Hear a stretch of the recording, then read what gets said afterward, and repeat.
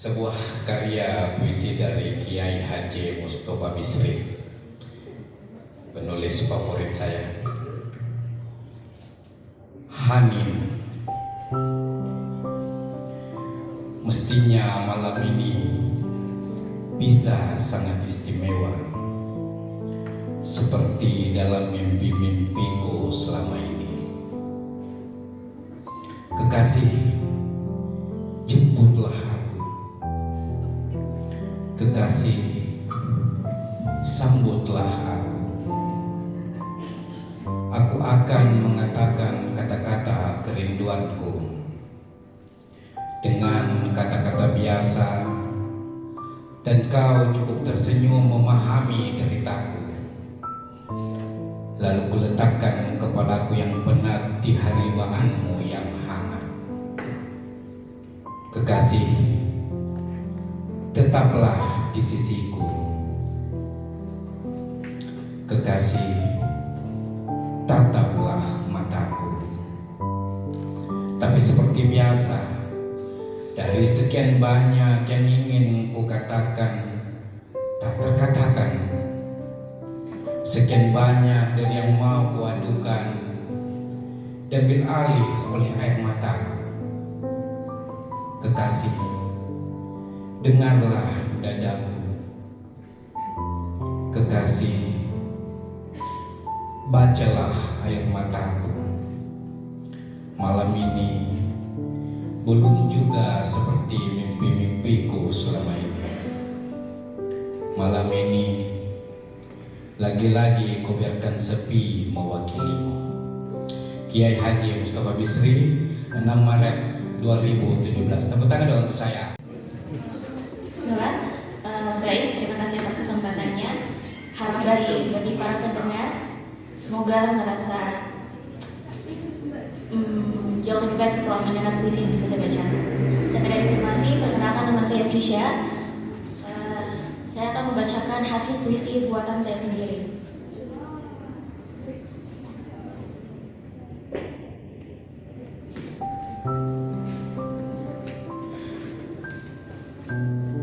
Fisya, Juli 15, 2022. Ku beri nama kau selatan dan utara. Nanti akan kukisahkan tentang layar terbentang ke arah selatan, namun angin membawanya ke utara. Nanti akan kuceritakan tentang jarak yang membentang, perihal 491 km nan jauhnya, yang semula tanpa sasaran dan perancangan berubah menjadi satu rencana paling matang. Gelombang menggelora, ombak menderu, angin meriuh setia menebak riang.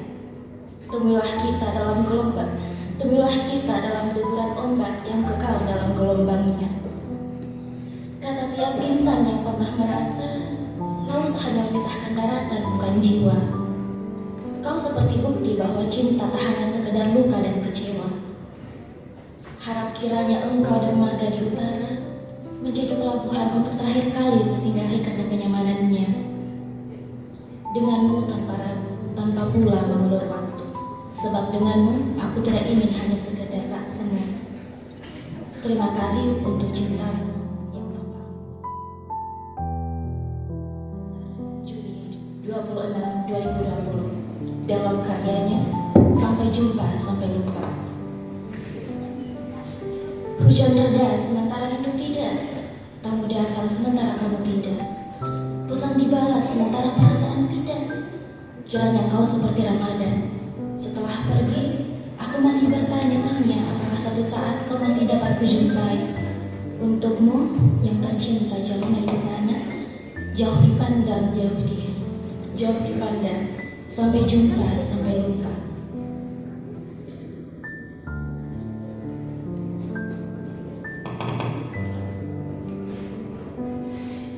Kemudian ini puisi terakhir yang saya buat, saya dedikasikan untuk teman saya yang pernah ditinggal nikah.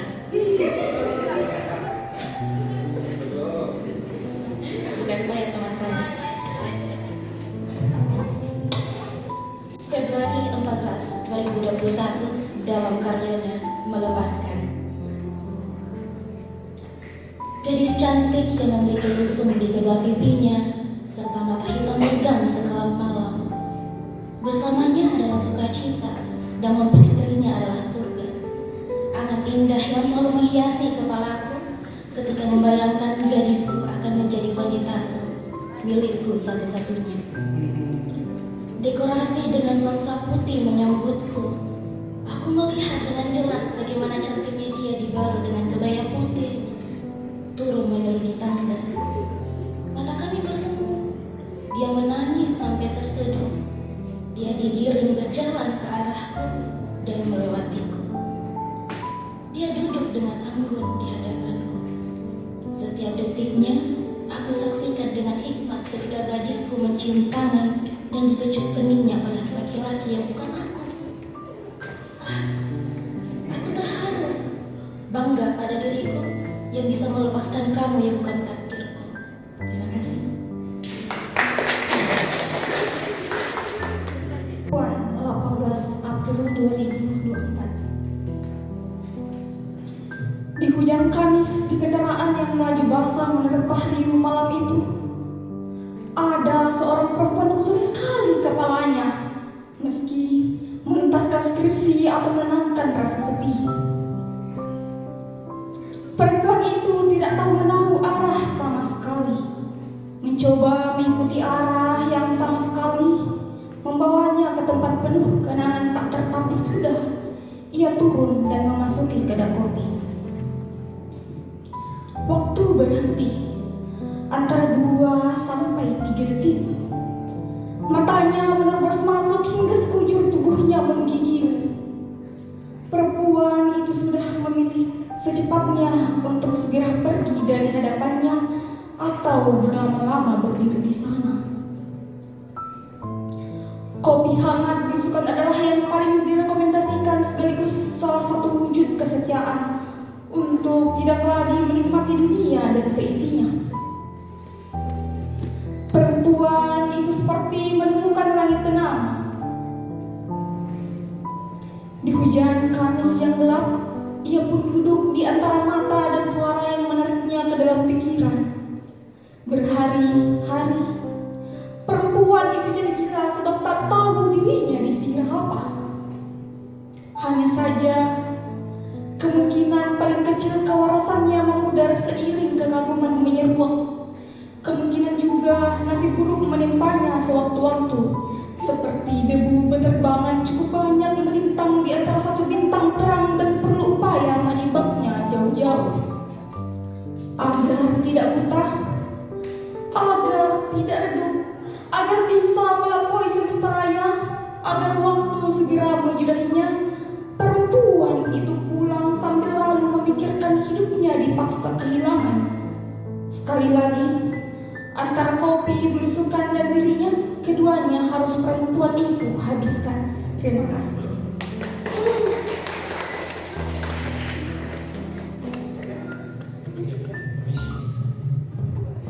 Selamat sore, saya ada lagi. Saya Yuda dari Humas 2. Sore ini saya mau baca 2 puisi. Yang pertama saya baca puisi orang dulu, ini puisinya Rendra. Saya bacakan ini berkesan karena saya bacakan waktu saya lamaran. Surat kepada Bunda tentang calon menantunya. Ini puisinya Mbak Rendra. Mama yang tercinta, akhirnya aku temukan juga jodoh. Seseorang yang bagai kau, sederhana dalam tingkah dan bicara, serta sangat menyayangiku. Terpupuslah sudah masa-masa sepiku, hendaknya berhenti gemetar rusuh hatimu yang baik itu, yang selalu mencintaiku. Karena kapal yang berlayar telah berlabuh dan ditambatkan, dan sepatu yang berat serta nakal yang dulu bisa menempuh jalan-jalan yang mengkhawatirkan dalam hidup lelaki yang kasar dan sengsara, kini telah aku lepaskan dan berganti dengan sandal rumah yang tentram, jinak dan sederhana. Mama, burung dara jantan yang nakal yang dulu kau pelihara, kini terbang dan telah menemui jodohnya. Ia telah meninggalkan kandang yang kau biarkan dan tiada akan pulang buat selama-lamanya. Ibuku, aku telah menemukan jodohku. Janganlah kau cemburu. Hendaknya hatimu yang baik itu mengerti. Pada waktunya aku mesti kau lepaskan pergi.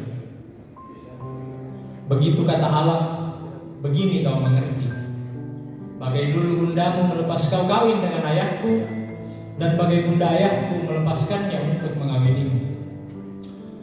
Tentu sangatlah berat, tetapi itu harus, Mama.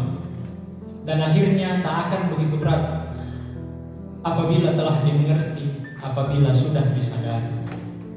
Hari Sabtu yang akan datang, aku akan membawanya kepadamu.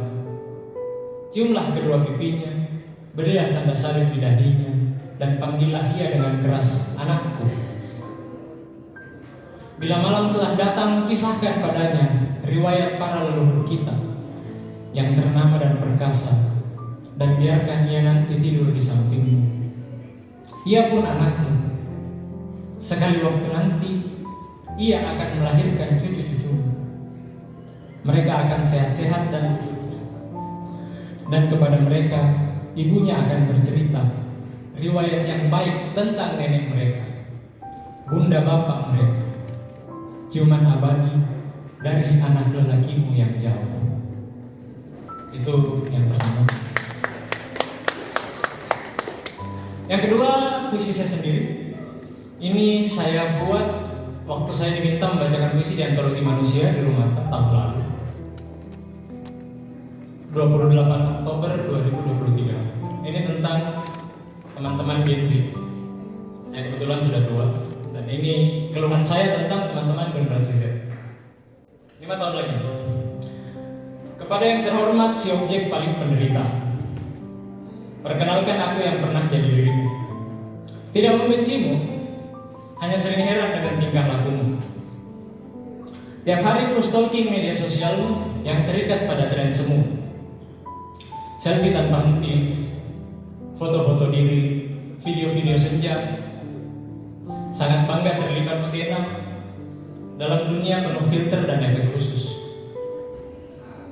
Menghamba pada like dan repost, berharap viral dan masuk podcast.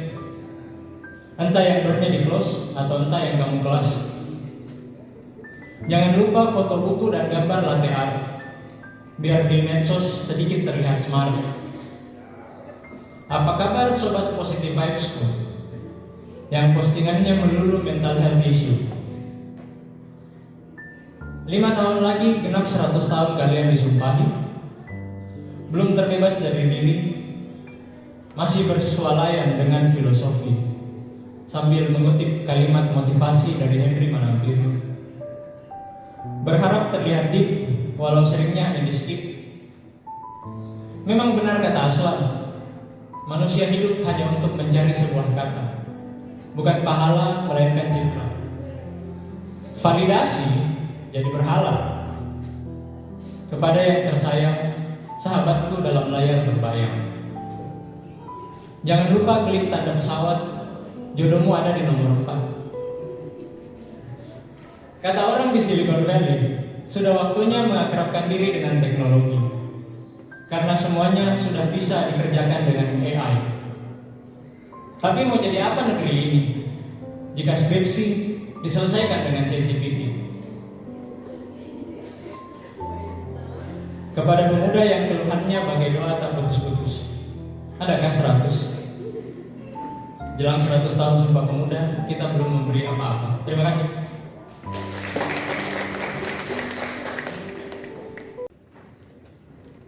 Baik, bismillahirrahmanirrahim. Assalamualaikum warahmatullahi wabarakatuh. Haha Maranai, dalam karyanya Berpaling di Laut Tak Benar. Tunggulah sejenak sayang. Hujan makin deras dan awan membungkal gumpat. Pasti teriakan cintaku tercecer di antara pepohonan menghijau. Jika kebisingan cuaca pergi, pastikan jendela kamarmu terbuka dan tak sehelai kain merayakinya. cintaku terkirim dari nafas dada merahku. Saat ini, dengarlah cerita piluku. Resah telah menghantar aku pada titik cemburu yang tak terdaki.